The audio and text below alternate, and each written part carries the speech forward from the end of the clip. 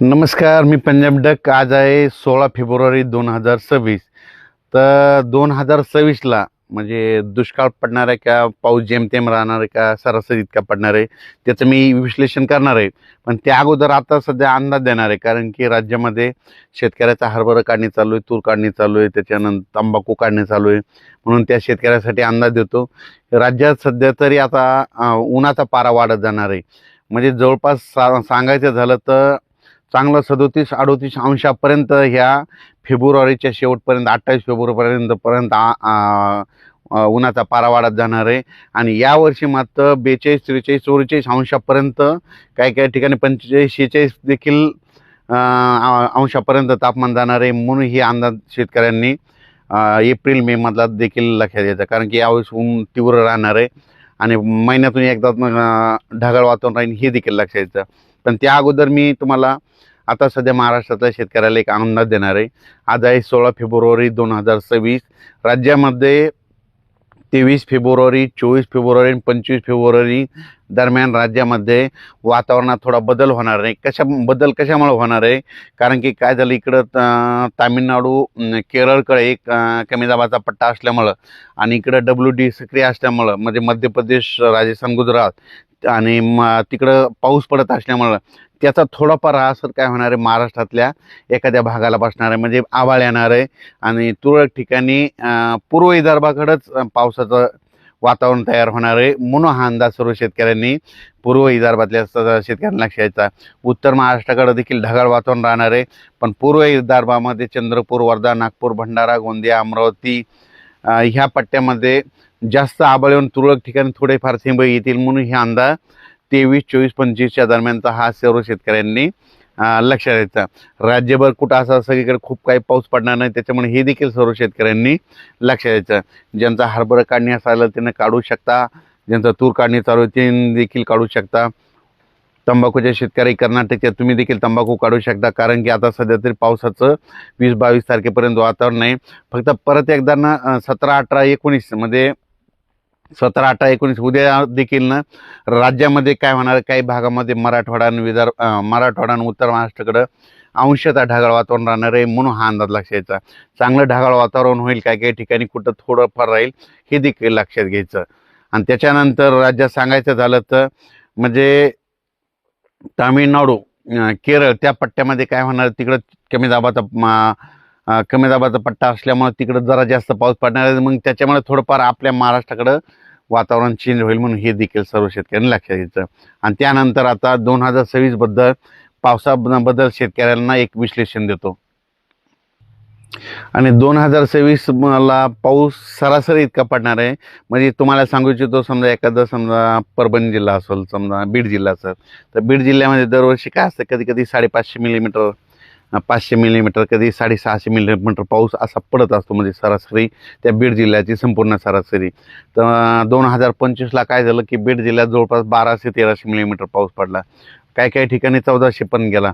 मग तितका असा म्हणजे जसा 2026ला म्हणजे दुप्पट असा पाऊस पडणार नाही, सरासरी इतका म्हणजे जेमतेमच पाऊस पडणार आहे. मात्र पिकं खूप चांगली येणार आहे. म्हणून हा अंदाज सर्व शेतकऱ्यांनी लक्षात घ्यायचा. जितका पाऊस कमी राहतो ना त्यावर्षी पिकं चांगली येतात. कापूस चांगला येतो, सोयाबीन चांगलं येतं, तूर चांगली येतं, पांढऱ्या तुरीला चांगला उतार येतो. म्हणून हे सर्व शेतकऱ्यांनी लक्षात द्यायचं. आणि जितका जास्त पाऊस तितका नुकसान शेतकऱ्याचं होतं. आणि 2026 जर सांगायचं झालं तर काय होणार, थोडा पाऊस कमी राहील, पण काय होणार आहे, सप्टेंबर ऑक्टोबरच्या दरम्यान जे परतीचा पाऊस येईल त्याच्यामध्ये काही काही भागाची सरासरी ओलांडून टाकेल. म्हणजे काही काही मग परतीचा पाऊस काही काही भागामध्ये ते देखील चांगला पडणार आहे. म्हणून हे देखील सर्व शेतकऱ्यांनी लक्षात घ्यायचं. आणि बऱ्याच मला शेतकऱ्याचे फोन आले की यावर्षी आंब्याला खूप मोहर आला आहे. तर मी सांगत असतो ना, आंब्याला आला, पण तुम्हाला एक सांगतो, मी म्हणत असतो फक्त गावरान आंबा जर पिकला आणि टिकला तर त्यावर्षी पाऊस कमी पडतो, त्यावर्षी म्हणजे पाऊस कमी पडतो, दुष्काळ पडतो, असं मी स्वतःचा प्रॅक्टिकल अभ्यास आहे. आणि मग बरेच जण काय म्हणले की मेसेजमध्ये त्यांचं असं होतं की ते म्हणले की यावर्षी मग सगळे दुसरे पण कधी फुटते. तर तुम्हाला एक सांगू इच्छितो, फक्त मी म्हटलं गावरान आंबा, फक्त गावरान आंब्याचाच उल्लेख केलेला आहे. तुम्ही बघा, दरवर्षी गावरान आंब्याला कधीच काही लागत नाही. 2 वर्ष येतात तर 1 वर्ष लागत नाहीत. म्हणून हे लक्षात घ्यायचं. म्हणून यावर्षी बघा, तुम्ही गावरान आंब्याचं निरीक्षण करा. तुम्ही ते दुसरं जे सरकारी आंबे त्याचं हे करू नका.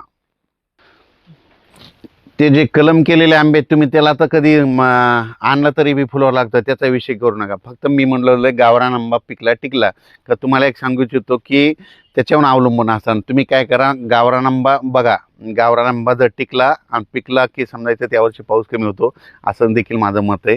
त्याच्यानंतर तुम्हाला एक सांगू इच्छितो, तर हे नुसतं सॅटेलाईटद्वारे नाही, तर तुम्हाला सांगतो हे 2026 आहे, तर 27-28ला खूप पाऊस पडणार आहे. ह्या 2026ला जर कमी होईल, पण पुन्हा 27-28नं सरासरीपेक्षा जास्त पाऊस पडणार आहे, म्हणून हे देखील सर्व शेतकऱ्यांनी लक्षात घ्यायचं.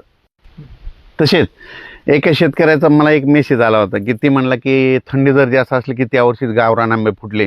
तर मी त्यांना लगेच ते एक मेसेजमध्ये सांगितलं होतं, फोन करून सांगितलं होतं, ज्या वर्षी म्हणजे थंडी खूप झाली, म्हणजे म्हणजे आपल्या उत्तरेकडे म्हणजे दिल्लीकडं काश्मीरकडं खूप बर्फवारी झाली, त्यावर्षी थंडी झाल्यामुळे त्यावर्षीच फक्त गावरान आंबा मला फुलवारा लागला होता आणि त्यावर्षी माझा पाऊस कमी पडलेला, असे माझ्याजवळ सगळ्या तारखेवाही लिहून ठेवलेलं आहे. म्हणून हे त्या शेतकऱ्याला मी उदाहरण दिलं. म्हणजे त्यांना सांगितलं की म्हणजे उत्तरेकडे खूप थंडी झाली, बर्फवारी झाली, त्या वर्षी मग काय झालं की आपल्या महाराष्ट्रातल्या गावरान आंब्याच्या झाडाला फुलवारा लागला होता आणि त्या फुलवारा लागल्यामुळं त्यावर्षी नेमका पाऊस कमी झालेला, अशा माझ्यामध्ये नोंदी येतात मध्ये लिहून ठेवलेलं आहे. म्हणून हे तुम्हाला एक सांगू इच्छितो. तर 2026ला जेमतेम पाऊस राहणार आहे, म्हणून हा अंदाज लक्षात घ्यायचा. कमी पावसावर येणारी पिकं करा, म्हणजे त्याच्यामध्ये कापूस करा, तूर करू शकता, सोयाबीन करू शकता. लवकर येणाऱ्या जाती करा, लवकर येणाऱ्या जाती सक्सेस राहिलेल्या आहेत, म्हणून हे देखील सर्व शेतकऱ्यांनी लक्षात घ्यायचं. म्हणजे माझं म्हणणं आहे, निसर्गावर शेती केली पाहिजे. निसर्ग म्हणतो पाऊस जास्त आहे तर पावसावर येणारी पिकं करायची, निसर्ग म्हणतोय थंडी जास्त थंडी येणारी पिकं करायची, निसर्ग म्हणतोय ऊन जास्त आहे आभाळ जास्त आहे तर मग वेलवर्गीय पिकं करायची, हे सांगू इच्छितो. सध्या आज 16 तारखेपासून काय होणार आहे, आणखीन 20 तारखेपर्यंत थंडी राहणार, 20 फेब्रुवारीपर्यंत.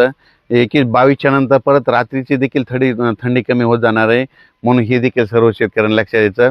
पण त्याच्यानंतर ह्या फेब्रुवारी संपल्याच्या नंतर म्हणजे मार्चपासून चांगलं उन्हाचा पारा वाढत जाणार आहे, म्हणून हा अंदाज सर्व शेतकऱ्यांनी लक्षात द्यायचा. म्हणजे मार्चपासून चांगलं राज्यामध्ये 38-39-40 अंशापर्यंत उन्हाचा पारा राहील, म्हणून हे देखील लक्षात द्यायचं.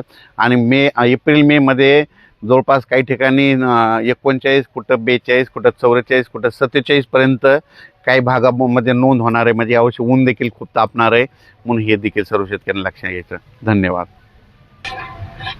अचानक वातावरणात जर बदल झाला ना, परत एक मेसेज दिला जाईल.